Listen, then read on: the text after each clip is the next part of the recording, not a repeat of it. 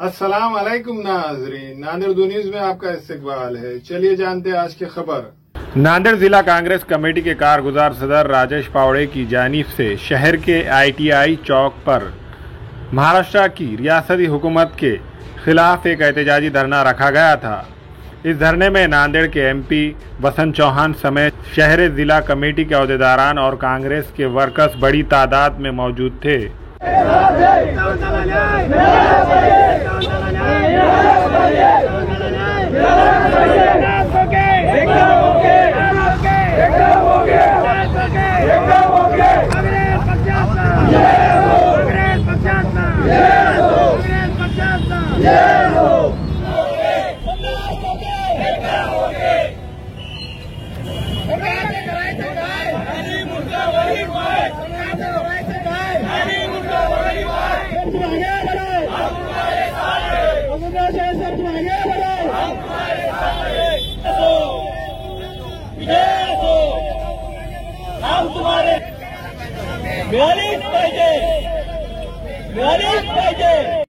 आज नांदेड मतदारसंघाच्या वतीनं आमच्या विभागाचे नेते माननीय राजेशजी पावडे यांच्या माध्यमातून आज सरकारला सर्वसामान्य माणसाच्या ज्या काही अडचणी आहेत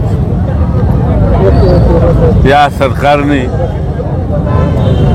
50 खोके घेऊन या महाराष्ट्राचं वाटोळं केलं। महाराष्ट्राच्या राजकारणामध्ये अनेक समस्या निर्माण केल्या। सर्वसामान्य माणसाला, शेतकरी असेल, व्यापारी असेल, सुशिक्षित बेकार असेल, यांना आज या शासनाच्या मार्फत न्याय मिळत नाही म्हणून आणि ज्या काही कर्जमाफीचा प्रश्न आहे शेतकऱ्याचा याही ठिकाणी आज निकाली निघाला नाही। या दृष्टीने अनेक प्रश्न, जवळपास 15 ते 20 प्रश्न असे घेऊन आज शहरातले काही प्रश्न आहेत, रस्त्याचे प्रश्न आहेत, पाण्याचा प्रश्न आहे, नालीचा प्रश्न आहे, असे अनेक प्रश्न घेऊन या पावडे साहेबांनी आज या ठिकाणी खोके आंदोलन विशेषतः या सरकारचं माध्यमातून या सरकारला दाखवून दिलं आणि या निमित्तानं आज हे आंदोलन, आज हे खोके आंदोलन या ठिकाणी आम्ही घेत असताना आता हे खोके आम्ही पूर्ण कलेक्टर ऑफिसकडे, मुख्यमंत्र्याकडे आम्ही सादर करणार आहोत।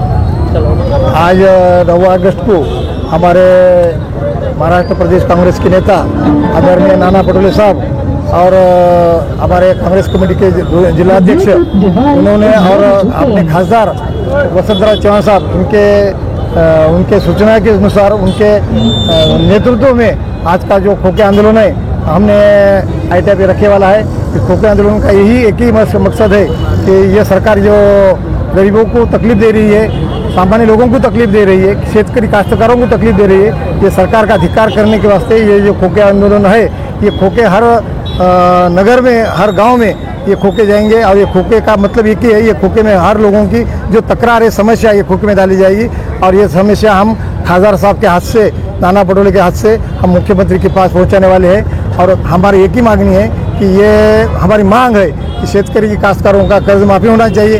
लाइट बिल माफ़ करने के उन्होंने वायदा किया वाला, पर लाइट बिल अभी तक माफ़ नहीं हुआ। ये भी हम सरकार को बोलना चाहते कि माफ़ी के, अभी लाइट बिल तो माफ़ी बोल रहे हैं मगर अभी तक लोग लाइट काटना चालू है।